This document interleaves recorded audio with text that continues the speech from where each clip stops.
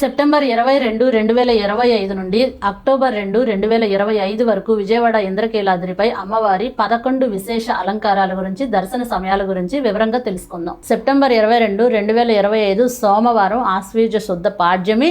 బాలా త్రిపుర సుందరి అమ్మవారు ఉదయం 8 గంటల నుంచి రాత్రి 11 గంటల వరకు ఈ రూపాన్ని మనం దర్శించుకోవచ్చు.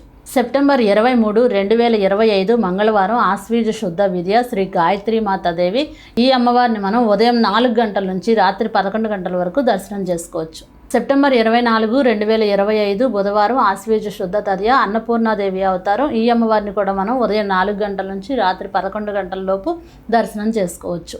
సెప్టెంబర్ 25, 2025 గురువారం ఆశ్వీజ శుద్ధ చవితి. ఈరోజు అమ్మవారు కాత్యాయని దేవి రూపం. ఈ అమ్మవారిని కూడా మనం ఉదయం 4 గంటల నుంచి రాత్రి 11 గంటల వరకు దర్శనం చేసుకోవచ్చు. ఈ సంవత్సరం ముఖ్యంగా 11వ అవతారం ఎక్స్ట్రా వచ్చింది కదా, ఆ అమ్మవారు కాత్యాయని దేవి అలంకారం. ఈ అమ్మవారిని ఈరోజు మనం ప్రత్యేకంగా దర్శనం చేసుకోవచ్చు అనమాట. ఇది తప్పితే మళ్ళీ 10 సంవత్సరాల తర్వాతనే మనం ఈ అలంకారాన్ని దర్శనం చేసుకోగలం. సెప్టెంబర్ 26, 2025 శుక్రవారం ఆశ్వీజ శుద్ధ చవితి శ్రీ మహాలక్ష్మి. ఈ అమ్మవారిని ఉదయం 4 గంటల నుంచి రాత్రి 11 గంటల వరకు మనం దర్శించుకోవచ్చు. సెప్టెంబర్ 27, 2025 శనివారం పంచమి శ్రీ లలిత త్రిపుర సుందరి అమ్మవారు.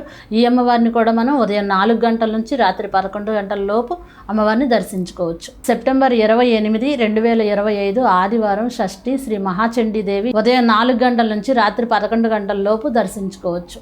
సెప్టెంబర్ 29, 2025 సోమవారం. ఈరోజు సప్తమి మూలా నక్షత్రం సరస్వతీదేవి అలంకారంలో అమ్మవారిని దర్శించుకోవచ్చు. అర్ధరాత్రి 2 గంటల నుంచి మరుసటి రోజు రాత్రి 11 గంటల వరకు కూడా అమ్మవారిని దర్శించుకోవచ్చు.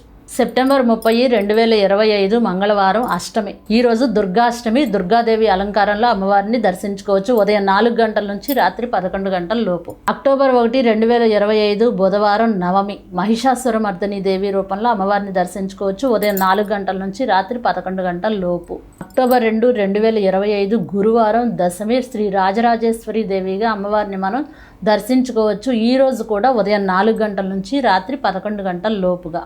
గమనిక, ప్రతిరోజు 6:30 నుంచి 7:30 వరకు 1 గంట సేపు అమ్మవారికి మహానివేదన పంచహారతులు ఉంటాయి కాబట్టి అన్ని రకాల దర్శనాలు నిలిపివేస్తారు.